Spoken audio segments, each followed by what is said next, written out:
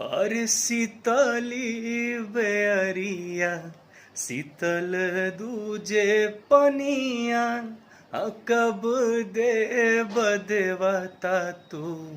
आके दर्शनिया जोड़े जोड़े फलवा सूरज देव घटवा पे तीवई चढ़ावेले हो जल बीच खड़ा हुई दर्शन ला असरा लगावेले हो जोड़े जोड़े दौरा दीनानाथ घटवा पे तीवई चढ़ावेले हो जल बीच खड़ा हुई दर्शन ला